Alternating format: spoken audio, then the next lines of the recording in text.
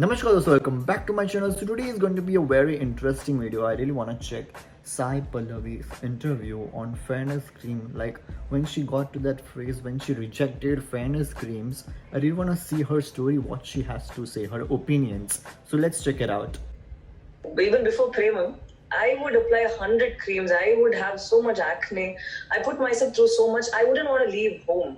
I would just stay at home thinking that, oh, people just keep looking at my pimples and they talk. They don't look into my eyes. I would like to do this because I've seen my sister go through a lot. I'm a tone fairer, and sometimes my sister wouldn't eat vegetables and fruits. So my mom would say, if you eat them, you'll grow fair. So she would eat something that she didn't like just to grow fair. You earn a lot of respect and admiration when you said no to a fairness cream ad that was worth 2 crore rupees, and all across the world people have really been talking about that. Now that is what is called actually standing up for what you believe in, and that's a lot of money. But I think I've always been this very simple person. Money hasn't been something that I'm drawn to, but it's another personal choice because I know friends who I cannot blame them for any. I can't blame anybody for their choices. But when you look at a greater population of people who are affected by few choices that we make, I think that's when I have to take a stand. I know friends and family who've always been compared and made to feel a little less because of their skin color or those beauty standards that we've created in this society. And why am I talking like it's an alien person? It's me. Even before Premam, I would apply 100 creams. I would have so much acne. I put myself through so much. I wouldn't want to leave home. I would just stay at home thinking that, oh, people just keep looking at my pimples and they talk. They don't look into my eyes. So I had problems about that. I had serious issues. But after Premam, they accepted me with all of that. They liked me more. And I saw how much it influenced children or the young teens, whoever felt that, oh, she's been liked though she has these on. So that made me feel a lot more powerful. So in that way, I was glad that they were able to connect to me, and I wanted to give back whatever they gave to me.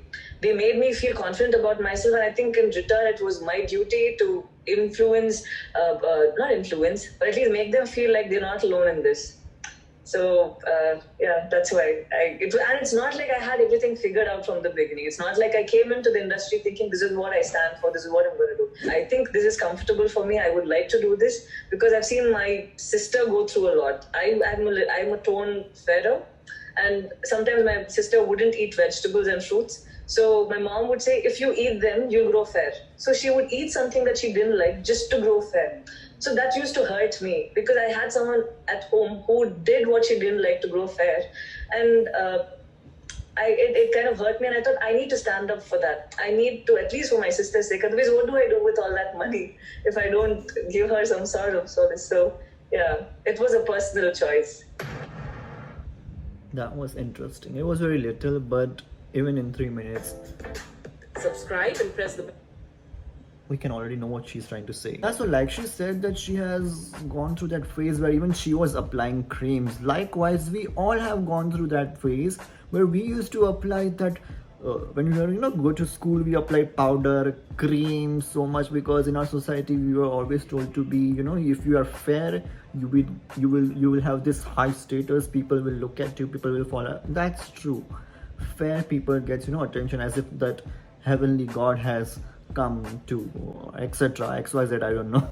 Okay, but when she talk about sister, I felt very bad for her. Like she used to eat those vegetables that she hate just to look, because her mom said if you eat them you would become fair. So, and this is not crazy. People go through, so like they take medications, they take injections to become fair, and this is very sad that it is still happening in our society. But you have to be your own guru. You have to seek and be that aware that no, don't be racist. Every skin color is beautiful. This is not an Indian problem, this is a global problem. I live in the Philippines and people even here think that if you are fair, you are high status.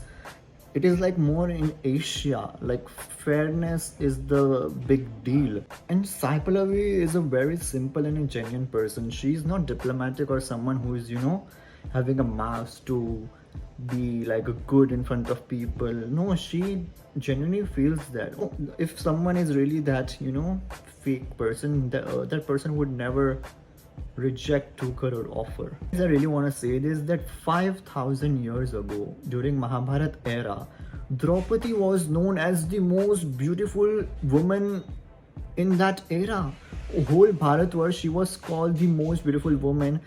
And who was she? She was Shyama, she was Krishna. That means she was dark-skinned woman. So how did this change when we started discriminating against our people? So the reason why we became like this is because we have gone through so many invasions. Greeks came, Portuguese came, Mughals came, Britishers came, so many came for like continuous thousands of year invasion, and recently it was British who made every dark people, be it African, be it native Australians or Native Americans, they made them feel like a niche category people. Like dark means slave. You are not supposed to have your opinions. You are a shitty people.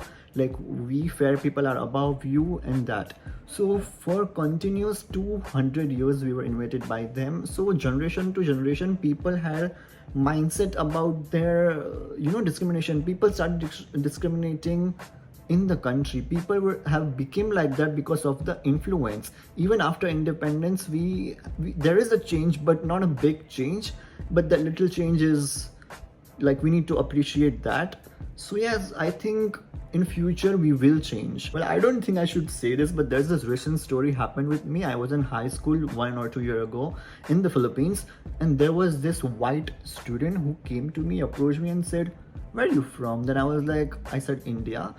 Then he was like, "Really? You're from India?